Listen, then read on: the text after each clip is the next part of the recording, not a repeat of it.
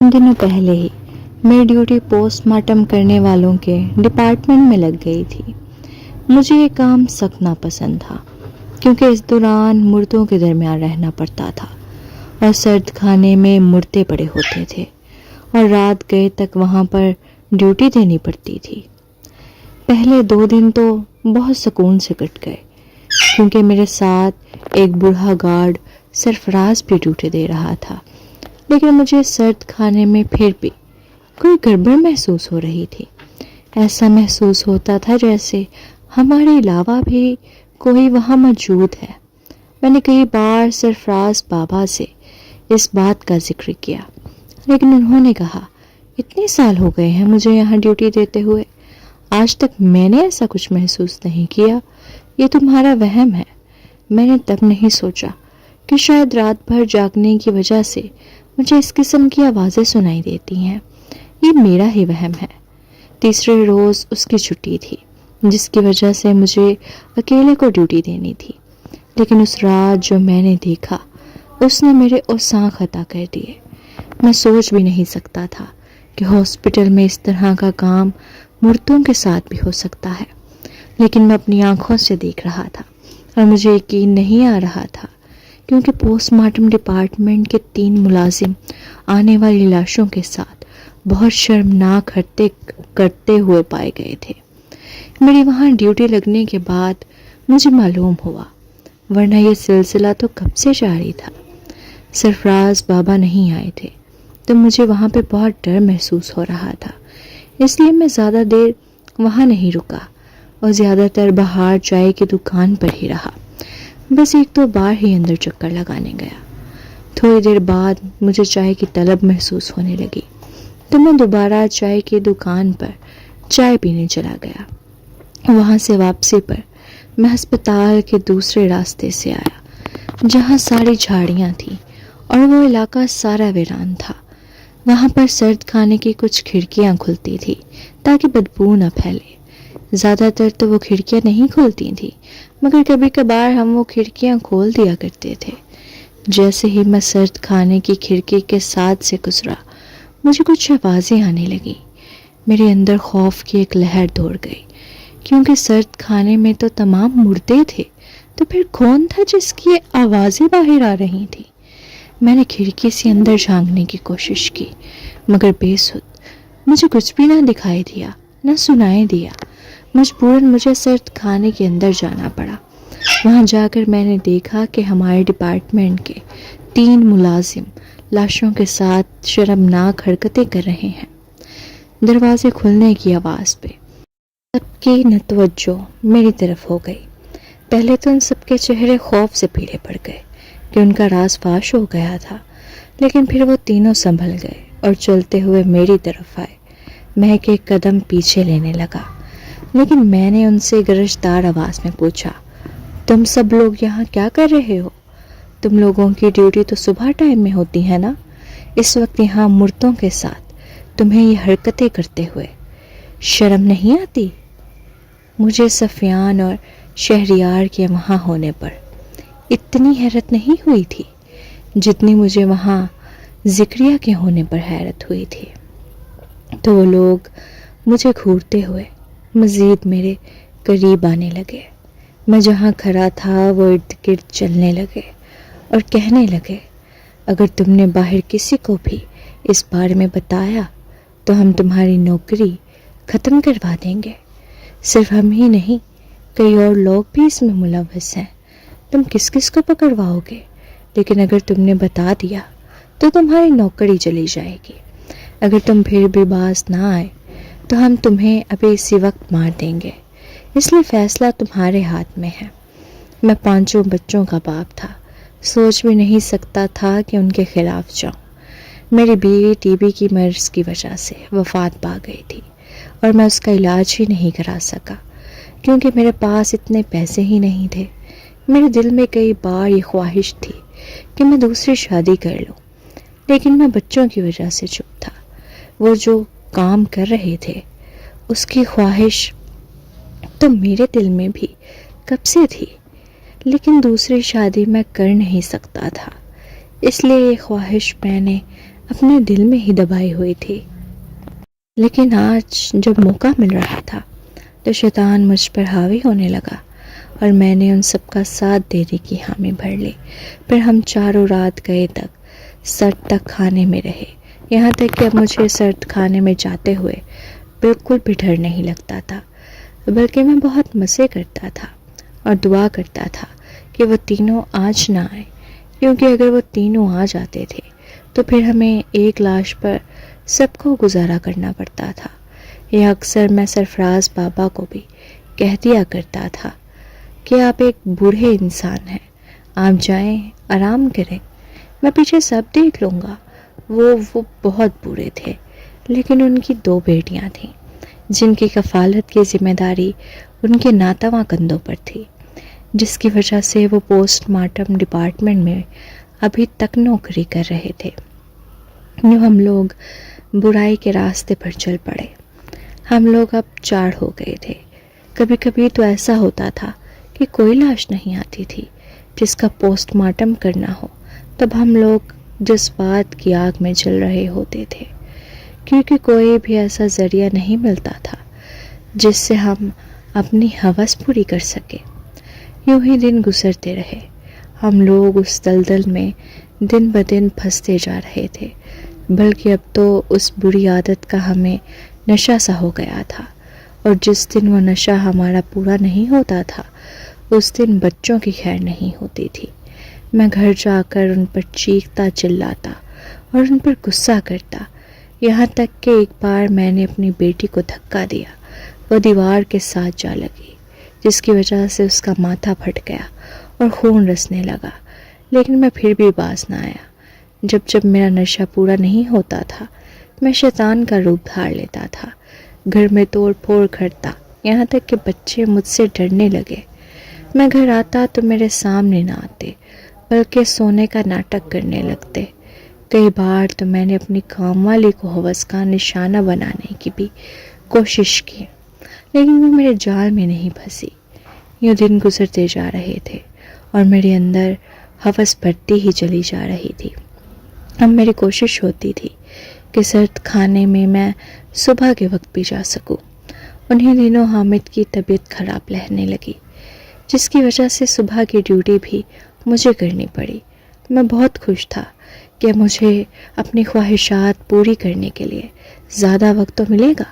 میرے باقی 3 ساتھی بھی میرے ساتھ ہوا کرتے تھے، وہ اتنے اس نشے کے عادی نہیں تھے جتنا میں ہوتا جا رہا تھا۔ کچھ دن بعد میرے 3 ساتھیوں کی حقیقت مجھ پر کھلی، جس کو جان کر میں ششت رہ گیا۔ میں سوچ بھی نہیں سکتا تھا کہ مجھے اس کام میں پھنسایا گیا ہے۔ باقاعدہ پلاننگ کر کے مجھے اس میں ملوث کیا گیا تھا۔ میرے باقی 3 ساتھی شہریار، سفیان اور ذکریہ تھے۔ شہریار اور سفیان ایک گینگ کا حصہ تھے، جس گینگ کو پولیس پچھلے 11 ماہ سے تلاش کر رہی تھی، جبکہ ذکریہ ایک ڈاکٹر تھا۔ کبھی کبھی وہ مجھے ذہنی مریض سا لگتا تھا۔ تصدیق کو تب ہوئی جو مجھے اس کے بارے میں معلومات حاصل ہوئی۔ وہ ایک نہیں کئی ریپ کیسز میں ملوث تھا، اور آج تک پولیسوں کو یا عام عوام کو کبھی خبر ہی نہیں ہوئی تھی کہ ان سب کی بیٹیوں کی عزتوں کے ساتھ کھیلنے والا کون ہے۔ یہاں تک کہ لڑکیوں کو خود بھی پتہ نہیں چلتا تھا کہ ان کے ساتھ ہوا کیا ہے۔ وہ کرتا یوں تھا کہ اس نے ایک ٹیم بنا رکھی تھی جس میں 15 لوگ تھے۔ وہ کسی بھی لڑکی کے ساتھ سے گزرتے اور اسے ہلکی سی پن جبوتے جس پر نشہ آور دوا ملی ہوئی تھی، وہ وہیں بے ہوش ہو جاتی تھی، اور وہ اسے اپنے اڈے پہ لے آتے تھے، جہاں ذکریہ اس لڑکی کے ساتھ گھناؤنی حرکتیں کرتا تھا۔ وہ نشہ صرف 2 گھنٹے کے لیے ہوتا تھا، اس کے بعد وہ اس لڑکی کو وہیں چھوڑ آتے تھے جہاں سے وہ اسے لے آتے تھے، جس کی وجہ سے کسی بھی لڑکی کو یہ پتہ نہیں چلتا تھا کہ اس کے ساتھ ہوا کیا ہے۔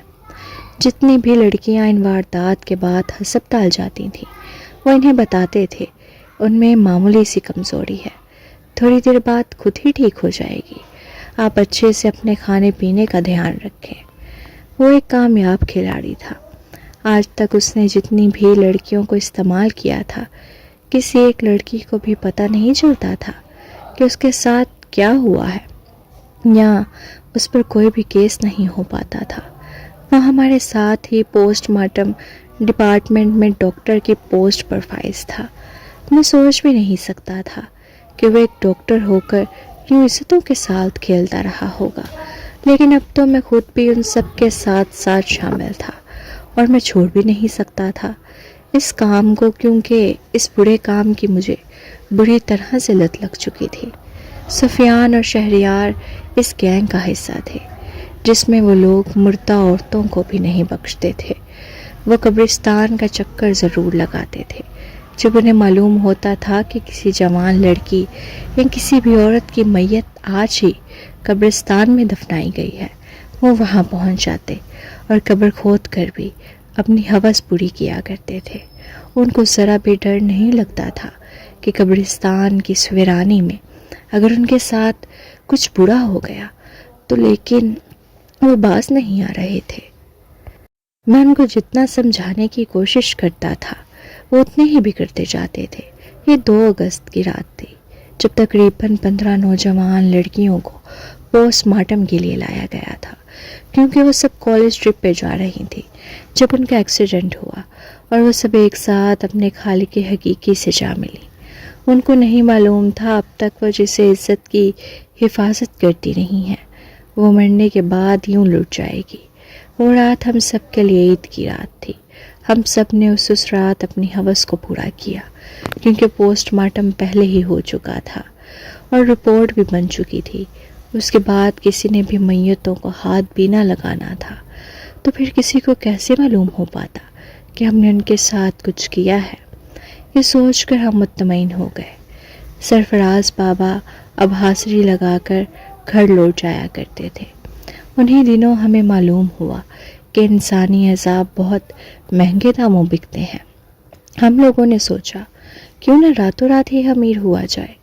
ہم سب سے آگے ذکریہ تھا، کیونکہ وہ ایک ڈاکٹر تھا اور وہ اچھے سے زیادہ تھا کہ کسی اعضاء کو کس طرح فکس کرنا ہے، یہ کہاں لگانا ہے کہ معلوم ہی نہ ہو کہ میت کے ساتھ کوئی چھیڑخانی کی گئی ہے، کیونکہ پوسٹ مارٹم میں ویسے بھی سارا جسم میت کا مختلف ٹکڑوں میں بانٹا جاتا تھا اور کسی کو معلوم بھی نہیں ہوتا تھا کہ میت کے اعضاء غائب ہیں۔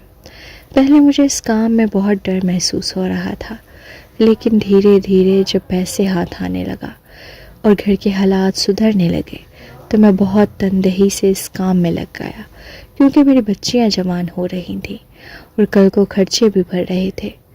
میں نے سوچا یہی موقع ہے، پیسہ کما لیا جائے، ورنہ جتنی قلیل تنخواہ ہے اتنے میں تو میرے گھر کا ہی مشکل سے گزارا ہوتا ہے۔ یہ پہلی بار ہم نے ایک میت کے اعضاء بیچے، اس کے بعد مختلف شہروں سے ہمیں آرڈر ملنے لگے۔ ہم بھی بغیر کسی کو اس کی بھنک لگے وہ اعضاء بیچنے لگے۔ یہ ایک غیر قانونی کام تھا، ہمیں معلوم تھا۔ ہمارے علاوہ سرد کھانے میں اور کوئی بھی موجود نہیں ہوتا تھا، اس لیے ہم لوگ بے خوف ہو کر یہ کام کرنے لگے، بلکہ ہم تو عورتوں اور مردوں دونوں کے اعضاء بیچنے لگے۔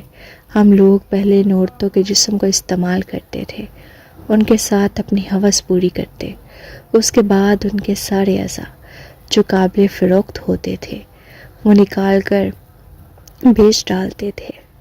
یوں ہم سب کے چند دنوں میں ہی حالات سدھرنے لگے، ہمارے پاس بہت پیسہ آنے لگا، ہماری ہوس بھی پوری ہو جاتی تھی اور پیسے بھی مل جاتے تھے، تو بھلا کون اس نعمت سے انکار کرتا؟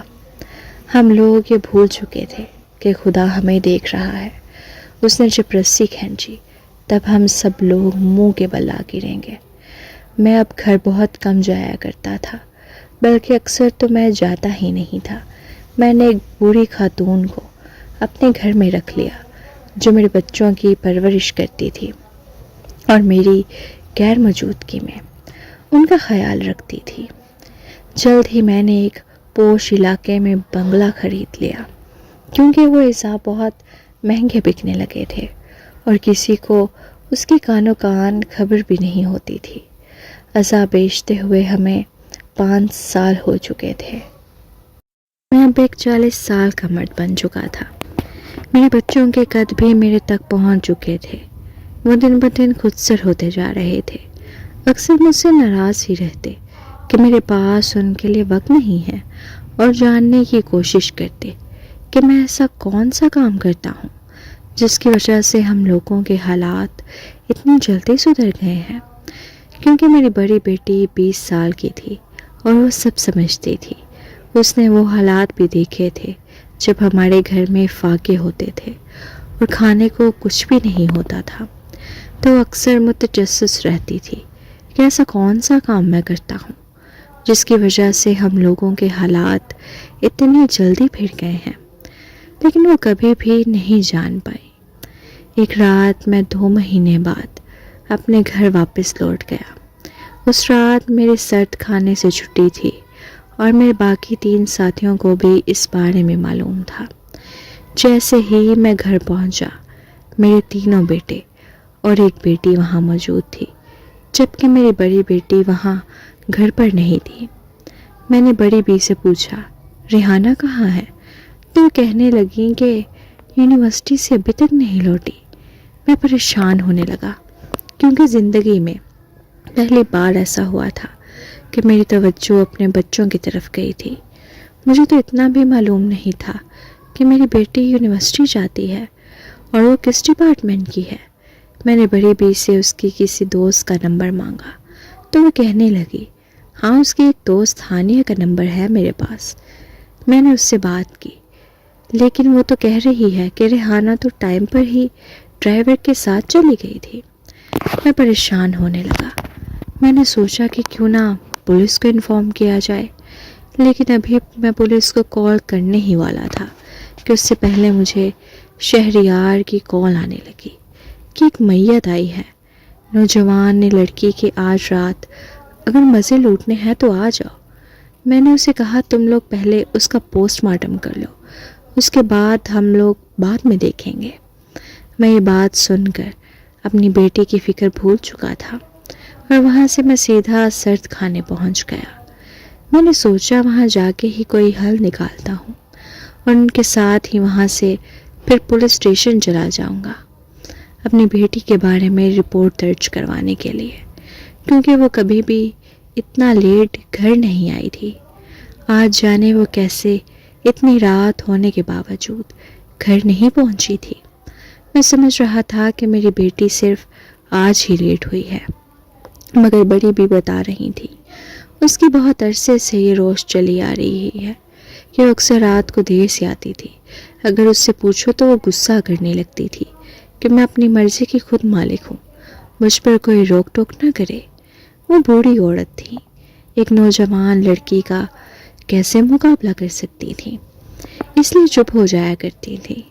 میں ابھی آفس میں پہنچا ہی تھا کہ وہ تینوں آفس میں بیٹھے تھے۔ کہنے لگے، ہم نے اپنا کام کر لیا ہے، تم نے کرنا ہے تو جاؤ۔ وہ سب ہنسنے لگے۔ میں نے انہیں کہنے لگا کہ میری بیٹی پچھلے 6 گھنٹے سے غائب ہے، اس کا نمبر بھی بن جا رہا ہے۔ مجھے اس کی بہت فکر ہو رہی ہے، نہ جانے اس وقت کہاں ہوگی وہ۔ میں اپنی بیٹی کی فکر کر رہا تھا جب وہ دن اسنے لگے اور کہنے لگے، اب تک تمہیں اپنی بیٹی کی فکر نہیں تھی اور آج ہو رہی ہے۔ میں نے کہا، آج میرا دل بہت گھبرا رہا ہے، نہ جانے کیا بات ہے۔ تو وہ لوگ کہنے لگے کہ وہ جو لڑکی پوسٹ مارٹم کے لیے جس کی لاش آئی ہوئی تھی، وہ بھی ایک ریپ کے کیس تھا۔ سڑک کے کنارے خواب روک کو لاش ملی ہے۔ ہم نے معلوم کیا ہے 4 سے 5 لوگ ہوں گے شاید۔ میں حیران رہ گیا، کیونکہ میرے پورے کیریئر میں ایسا کوئی بھی ریپ کیس نہیں آیا تھا جس میں کسی بھی لڑکی کو ایسی حالت ہو۔ وہ کہنے لگے کہ ہم نے اس کے ساتھ کچھ بھی نہیں کیا، بلکہ وہ جو اتنی اذیت سہ کے آئی ہے، اس کو مزید کیا اذیت دیں۔ پوسٹ مارٹم رپورٹ تیار ہے۔ میں نے انہیں کہا، میں بعد میں دیکھوں گا، میں جا رہا ہوں اس لڑکی کو دیکھنے۔ نہ جانے کیوں اس وقت مجھے اپنی بیٹی بہت شدت سے یاد آئی۔ جیسے ہی میں سرد کھانے پہنچا اور لاش کے منہ سے کپڑا ہٹایا، میری چیخ نکل گئی، کیونکہ وہ کوئی اور نہیں، میری بیٹی تھی۔ میں یہ دیکھ کر زور زور سے رونے لگا۔ میرے باقی 3 ساتھی بھی میرے ساتھ کھڑے تھے اور حیرت سے دیکھنے لگے کہ مجھے اچانک کیا ہوا ہے۔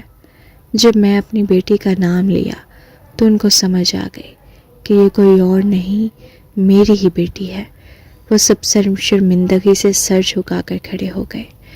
ان میں سے ذکریہ کہنے لگا، اب رونا دھونا بند کرو، سارے علاقے کو جمع کرو گے کیا؟ جو ہونا تھا ہو چکا، مرد ہو کے روتے ہو۔ میں نے اس کی طرح غصے سے دیکھا اور آنسو صاف کرتے ہوئے اپنی بیٹی کی لاش پر کپڑا دیا۔ میں سوچ بھی نہیں سکتا تھا، میں جو دوسروں کی عزتوں سے کھیلتا تھا، کوئی میری ہی عزت سے کھیل جائے گا۔ ذکریہ نے سب کو آفس میں آنے کا کہا، کہنے لگا کہ اب اس کے اعضاء نکال کر اچھے سے رکھوا دو، جوان لڑکی ہے، اس کے تو اعضاء کی تو بہت مانگ رکھے گی۔ میں حیرت سے منہ کھولے اسے دیکھ رہا تھا۔ میں سوچ بھی نہیں سکتا تھا کہ میری بیٹی کے بارے میں اس طرح سے سوچ سکتا ہوگا۔ میں اس کے سامنے بیٹھا تھا، اس کو معلوم بھی تھا کہ وہ میری بیٹی ہے۔ میں غصے سے اٹھا اور اس کا گریبان پکڑ لیا کہ شرم آنی چاہیے تجھے، تو میری بیٹی کے بارے میں ہی میرے سامنے غلط بول رہا ہے۔ ہم دونوں آپس میں لڑنے لگے۔ شہریار اور سفیان نے ہمیں چھڑوایا اور ذکریہ کو سمجھانے لگے کہ بیٹی کا معاملہ ہے، چھوڑ دو اسے، ایسی 1000 لڑکیاں آئیں اور گئیں۔ میں نے دھمکی دینے لگا کہ اگر ان لوگوں نے کچھ بھی برا کیا تو میں پولیس کو انفارم کر دوں گا۔ ذکریہ کہنے لگا، اب تک جو تم نے اتنی لڑکیوں کے ساتھ برا کیا ہے، تب تمہیں خیال نہیں آیا کہ تمہاری بھی بیٹیاں ہیں، ان کے ساتھ برا ہوا ہے، یہ مکافات عمل ہے، اور تمہاری بیٹی تمہارے گندے کاموں کی وجہ سے آج اس حالت تک پہنچی ہے۔ میں غصے سے وہاں سے چلا گیا۔ جیسے ہی گیٹ تک پہنچا، سفیان پیچھے سے آیا اور مجھے واپس سے لے جانے لگا۔ کہنے لگا، ویسے تو ہم کسی بھی لاش کے لیے رعایت نہیں رکھتے ہیں، لیکن وہ تمہاری بیٹی ہے تو ہم نے تمہیں معاف کیا، لے جاؤ اپنی بیٹی کی لاش، لے جاؤ۔ میں نے اسے غصے سے دیکھا اور اپنی بازو جھٹکتے ہوئے سرد کھانے کی جانب چلا گیا۔ وہاں سے میں نے ایمبولنس کو کال کی اور اپنی بیٹی کی لاش کو لیے گھر روانہ ہو گیا۔ میری بیٹی کے ساتھ جو حادثہ ہوا تھا اس نے میری آنکھیں کھول دی۔ میں نے سوچ لیا کہ میں توبہ کر لوں گا اور خود کو پولیس کے حوالے کر دوں گا۔ میں نے جو گناہ کیے ہیں وہ میرے بچوں پر نہ آئے، ان کی سزا مجھے ہی ملے۔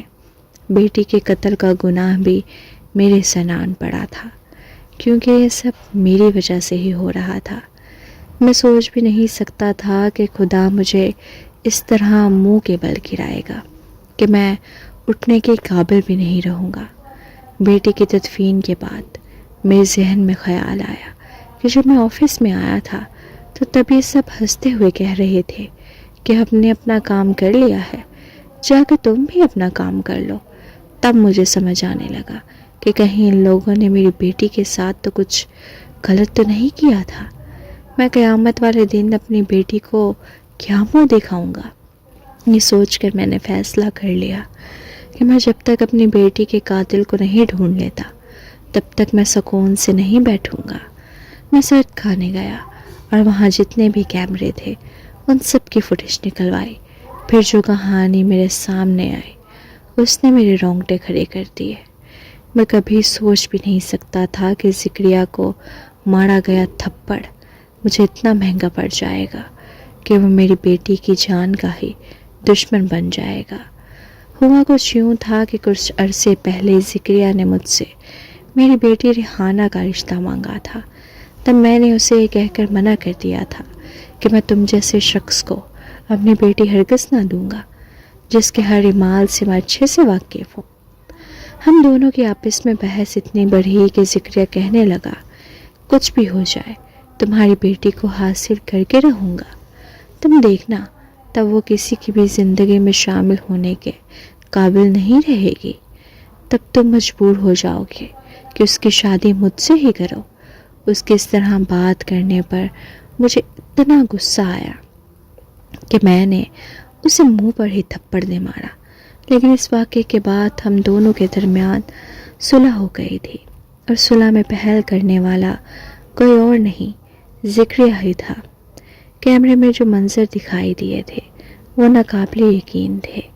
سرد کھانے کے ساتھ ایک مکان ہم نے کرائے پر لیا ہوا تھا، جس میں ایک چھوٹی سی سرنگ سرد کھانے اور اس گھر کے درمیان واقع تھی، اور اس کے ساتھ ہی خفیہ کمرہ تھا جہاں ہم اپنے برے کام انجام دیا کرتے تھے۔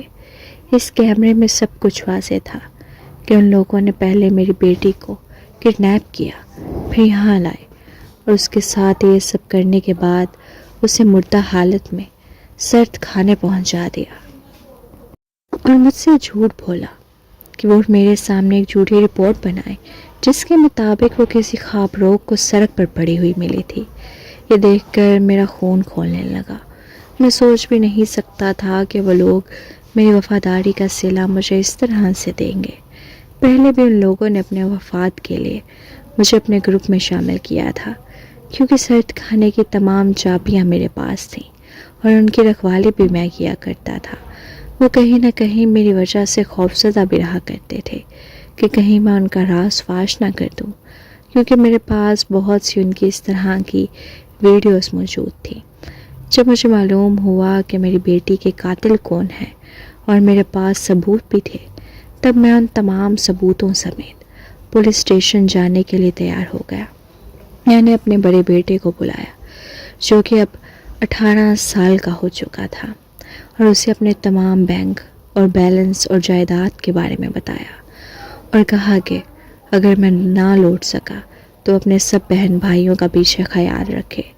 وہ حیران ہو کے مجھے دیکھتا رہا کہ آج اس کا باپ اسے کس طرح کی باتیں کر رہا ہے، لیکن میں اسے کافی دیر زمانے کی اونچ نیچ سمجھاتا رہا، اسے بتاتا رہا کہ کسی بھی غلط کام میں نہ پڑے، کیونکہ برے کام کا انجام بھی برا ہی ہوتا ہے۔ میں ان تمام ثبوتوں سمیت گھر سے نکل کر پولیس اسٹیشن پہنچا ہی تھا کہ مجھے شہریار اور سفیان کی کال آنے لگی۔ وہ کہنے لگے ثبوتوں گواہوں کے سنگ تم پولیس اسٹیشن پہنچ تو گئے ہو، کیا تمہیں یہ پتہ ہے کہ تمہاری دوسری بیٹی کہاں ہے؟ اگر اپنی دوسری بیٹی کی سلامتی چاہتے ہو تو ابھی اسی وقت سرد کھانے کے خفیہ کمرے میں پہنچ جاؤ، ورنہ بعد میں ہمیں ذمہ دار مت ٹھہرانا۔ میں کال پہ پریشان ہو کر ان سے پوچھتا ہی رہ گیا کہ کیا ہوا ہے، لیکن ان دونوں نے مجھے کچھ نہیں بتایا اور کال کاٹ دی۔ میں وہیں سے سرد کھانے کے لیے بھاگا۔ مجھے نہیں معلوم کہ راستے میں کتنی دفعہ میرا ایکسیڈنٹ ہوتا ہوا بچا، لیکن میں اپنی مرحوم بیوی اور بیٹی کو قیامت کے روز کیا منہ دکھاتا کہ میں ان دونوں کو تو نہیں بچا سکا، لیکن اپنی دوسری بیٹی کو بھی اپنے برے کاموں کی وجہ سے قربان کر دیا۔ میں بہت تیز اور بری ڈرائیونگ کرتے ہوئے سرد کھانے پہنچا۔ وہاں جا کر مجھے معلوم ہوا کہ ذکریہ نے میری دوسری بیٹی کو بھی اغوا کیا ہوا ہے، اور وہ اس شرط پر اسے چھوڑے گا اگر میں وہ سارے ثبوت جلا دوں۔ میں نے اسے کہا کہ تم میری بیٹی کو چھوڑ دو، میں تمہیں سارے ثبوت فراہم کر دوں گا۔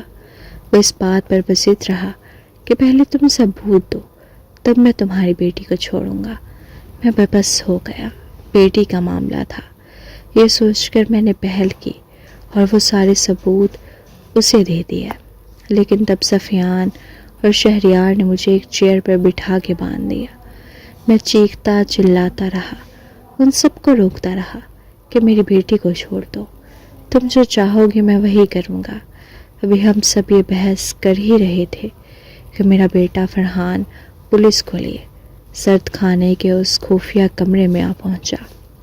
تبھی سفیان، شہریار اور ذکریہ سمیت مجھے گرفتار کر لیا گیا، کیونکہ پولیس کو جو ثبوت میں نے ای میل کیے تھے وہ انہیں مل چکے تھے، اور ان میں سب کچھ صاف صاف درج تھا کہ ہم لوگ کتنے سالوں سے غیر قانونی طور پر اعضاء بیچنے کا کام کر رہے ہیں۔ نہ صرف اعضاء بیچنے کا کام کر رہے ہیں، بلکہ ہم نے ان لاشوں کو بھی پامال کیا ہے جن میں اب سانس بھی موجود نہیں تھی۔ جیسے درندہ صرف لوگوں کا یہی حال ہونا چاہیے۔ پہلی بار مجھے اپنے بیٹے پہ بہت فخر محسوس ہوا۔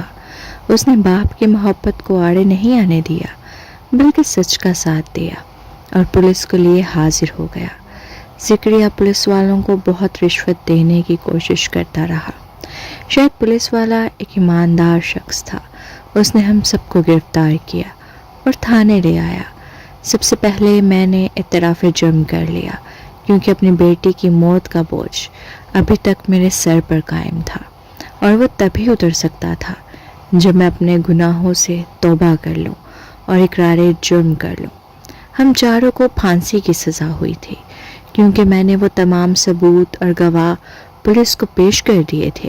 اس لیے انہوں نے میری سزا میں کمی کر دی. مجھے پھانسی کی بجائے عمر قید ہو گئی. عمر کے اس حصے میں جب لوگ عزت کی زندگی گزارنا پسند کرتے ہیں، تب میں نے ایک ایسی زندگی چن لی جس کا سر سے پیر تک کوئی سرا ہی نہیں تھا. مجھے نہیں معلوم تھا میں کتنے عرصے زندہ رہنے والا تھا، لیکن میں خوش تھا کہ مرنے سے پہلے مجھے ہدایت مل گئی ہے اور توبہ کرنے کے لیے وقت بھی. میرا بیٹا فرحان بہت ہی ذمہ دار انسان تھا. اس نے نہ صرف اپنے بہن بھائیوں کو سنبھالا بلکہ عزت کی روٹی کمانے کی ہر ممکن کوشش کی. اس نے وہ بنگلہ بیچ دیا اور وہاں سے وہ اپنے سب بہن بھائیوں کو لیے اپنے آبائی گاؤں پہنچ گیا، کیونکہ سارے شہر میں یہ مشہور ہو چکا تھا کہ اس کا باپ کس قسم کے کاموں میں ملوث تھا. لوگوں نے ان کا جینا دوبھر کر دیا تھا. اقرار جرم کے 2 ہفتے بعد ہی سفیان، شہریار اور ذکریہ کو پھانسی ہونی تھی. سفیان اور شہریار اپنے کیے گئے گناہوں پر شرمندہ تھے، جبکہ ذکریہ تو شرمندہ بھی نہیں تھا، بلکہ وہ اس بات کو غلط ہی نہیں سمجھتا تھا. اس کے ساتھ جو حادثہ ہوا تھا اس کے بعد وہ ایک نفسیاتی مریض بن گیا تھا. بچپن سے ہی اس نے جو گھر میں ماحول دیکھا تھا اس نے اس پر بہت ہی برا اثر ڈالا. اس کا باپ شراب پیتا تھا اور ان سب کے سامنے ہی اس کی ماں کے ساتھ بدتمیزی کرتا. اس کی بہن اپنے باپ کے مرنے کے بعد پرائیویٹ ادارے میں کام کرتی تھی جہاں اس کے ساتھ زیادتی کی گئی اور اس کی لاش کو نالے میں پھینک دیا گیا. ذکریہ کی بہن کی موت کا سب سے بڑا اثر پڑا تھا. وہ ہر لڑکی کو اس نگاہ سے دیکھنے لگا اور ہر لڑکے کو اس بات کا ذمہ دار سمجھنے لگا اور چاہتا تھا کہ جیسے اس کی بہن کے ساتھ ہوا ہے ویسے وہ دوسروں کی بہنوں کے ساتھ کرے. تب ان لوگوں کو پتہ چلے کہ جب کسی بہن کی عزت لٹتی ہے تو بھائیوں کی معاشرے میں کیا مقام باقی رہ جاتا ہے. جو بھی تھا وہ چاہے اپنی کہانی میں سچا تھا، مگر جو اس نے باقی لڑکیوں کے ساتھ کیا تھا وہ غلط تھا. آج ان تینوں کو پھانسی کا دن تھا جب وہ تینوں مجھ سے ملنے کے لیے جیلر کے ساتھ لائے گئے. مجھے ایک کال کوٹری میں بند کر دیا گیا تھا جہاں دور دور تک کسی کا آنا جانا نہیں تھا. جب میں نے بہت عرصے بعد وہاں پر قدموں کی آواز سنی تو میں نے باہر کی طرف دیکھنے کی کوشش کی. وہاں بہت تینوں سر جھکائے مجھ سے ملنے کے لیے کھڑے تھے. تب جیلر نے دروازہ کھولا اور ہم سب ایک دوسرے کو گلے لگا کر پھوٹ پھوٹ کر رونے لگے، کیونکہ اب ہمیں احساس ہو چکا تھا کہ ہم نے کتنے زیادہ غلط کام کیے تھے اور کبھی بھی اس بات پر شرمندگی ظاہر نہیں کی تھی کہ ہم غلط کر رہے ہیں، بلکہ ایک دوسرے کی حوصلہ افزائی کیا کرتے تھے. ہم سبھی ایک دوسرے کی گناہ کی وجہ تھے. اس کے بعد جیلر ان تینوں کو لے گیا اور مجھے واپس سے دوبارہ بند کر دیا گیا. میرے آنسو تھے کہ تھمنے کا نام ہی نہیں لے رہے تھے. پہلے دن سے لے کر آخری دن تک کے سارے مناظر میری آنکھوں کے سامنے گھوم گئے کہ کب میں ان کے گروہ میں شامل ہوا تھا اور کب ہم نے یہ سارا کام شروع کیا تھا. اب وہ سوائے افسوس کے ہمارے پاس کچھ بھی نہیں بچا تھا. وہ دونوں تو آخری سفر پر روانہ ہو رہے تھے، مجھے پیچھے اکیلا چھوڑے جا رہے تھے ساری زندگی کے لیے افسوس کرنے کے لیے. میں ہر روز رات کو تہجد میں رو رو کر اپنے گناہوں کی معافی مانگتا تھا کہ کب خدا مجھے معاف کرے اور کب انہی سانسوں سے مجھے آزادی ملے. لیکن میں نے اتنے گناہ کیے تھے کہ مجھے کہاں اتنی آسانی سے موت نصیب ہونی تھی۔ دیکھا جائے تو کسی بھی ملزم کو ملزم بنانے میں معاشرہ ہی کردار ادا کرتا ہے۔ میں ان سب کے گروہ میں شامل ہوا کیونکہ مجھے بلیک میل کیا گیا تھا کہ اگر میں نے ان کا ساتھ نہیں دیا تو وہ میرے گھر والوں کو مار دیں گے۔ میں بھی زندگی سے تنگ تھا، چھوٹے چھوٹے بچوں کا ساتھ تھا، اتنی بھی تنخواہ نہیں تھی کہ بچوں کے خرچے پورے کر سکوں۔ بیوی کی موت ہو گئی، اس کو میں بچا بھی نہیں سکا۔ سفیان اور شہریار جڑوا بھائی تھے، ان دونوں نے سڑک پر ہی پرورش پائی تھی۔ نہ جانے وہ کس کا گناہ تھا، جنہوں نے گناہ کر کے انہیں کوڑے میں پھینک دیا تھا۔ تب انہیں ایک مانگنے والے نے پناہ دی اور اپنے ساتھ اپنی جھونپڑی میں لے گیا اور ان کی پرورش کرنے لگا۔ اس کی وفات کے بعد وہ دونوں پھر سے بے آسرا ہو گئے۔ پھر انہیں کمانے کا جو ذریعہ ملا وہ اسی کو اپنا حق سمجھنے لگے۔ انہیں خود بھی معلوم نہیں تھا کہ وہ کون ہے، کہاں سے آئے ہیں، ان کو پالنے والا کون تھا۔ وہ تو جب چھوٹے سے تھے تب سے ہی وہ سڑک پر بھیک مانگ کر کھا رہے تھے۔ پھر ان کا واسطہ ذکریہ جیسے لوگوں سے پڑا تو انہیں اس میں لذت محسوس ہونے لگی اور وہ گناہ کے اس دلدل میں پھنستے چلے گئے۔ شریف کی شرافت جب کسی کام کی نہ رہے تو وہ گنڈا گردی اختیار کر لیتا ہے، کیونکہ ہمارے معاشرے میں کسی شریف آدمی کی سنی جائے یا نہ سنی جائے لیکن گنڈے کی ضرور مانی جاتی ہے۔ آج عید کا دن ہے اور میرے تینوں ساتھیوں کو گئے ہوئے 3 ماہ ہو چکے ہیں۔ میں ہر پل ان کی مغفرت کی دعا کرتا رہتا ہوں۔ میرے بچے بھی مجھ سے ملنے آیا کرتے ہیں۔ اکثر وہ مجھ سے پوچھتے ہیں کہ کیوں میں نے یہ راستہ اختیار کیا جس کی وجہ سے انہیں آج تک وہ ذلت اور رسوائی اٹھانی پڑ رہی ہے۔ میں انہیں کیا جواب دوں کہ وہ سب مجھ پر بوجھ بن گئے تھے اور ان کا خرچ پورا کرنے کے لیے میں نے یہ راستہ اختیار کیا تھا۔ میں چپ ہو جاتا ہوں اور وہ اس چپ کا مقصد اچھے سے سمجھتے ہیں، اس لیے زیادہ کریدنے کی کوشش نہیں کرتے۔ کم عمری میں بدنامی نے انہیں بہت سمجھدار بنا دیا ہے۔ آج کل میری طبیعت بھی بہت خراب رہنے لگی ہے۔ بس خدا سے ایک ہی دعا ہے کہ میرا خاتمہ ایمان پر ہو، ماضی میں جو غلطیاں کی ہیں اس کا سایہ بھی میری اولاد پر نہ پڑے۔